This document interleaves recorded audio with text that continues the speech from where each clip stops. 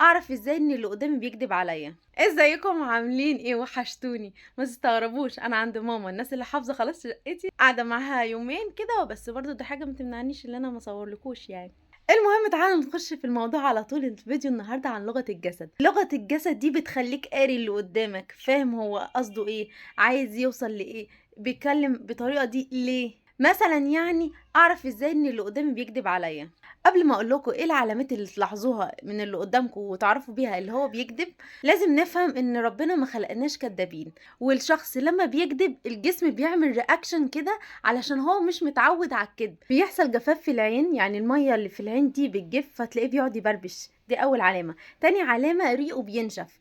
جسمك كل الميه اللي فيه يعني بتهرب زي ما بيقولوا كده. بيقعد يبلع ريقه وهو بيكذب. ايه تلاقيه كوبايه ميه قدامه يشرب.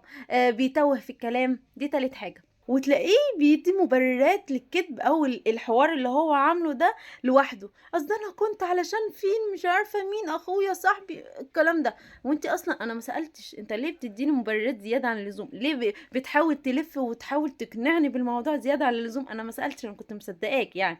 دي حاجه اصلا لوحده تخليكي تشكي. يبقى واحد بيبربش بعينه، تاني حاجة بيبلع ريقه كتير، تالت حاجة بيدي مبررات زيادة عن اللزوم، رابع حاجة بقى دي وهي دي اللي بتفقسهم قوي، لما تيجي تتكلمي معاه ما بيبصش في عينك، مفيش اي كونتاكت. يعني مثلا ما كنتش بترد عليا ليه؟ اصلا كنت مشغول مع احمد صاحبي والكاوتش بتاع عربيته فرقع وكنا قاعدين بنعملها في نص الشارع، معرفتش ارد عليكي. تعالي بقى اساليه بعدها باسبوع احمد عامل ايه، هيقولك اصلا هو بقاله شهر في الساحل.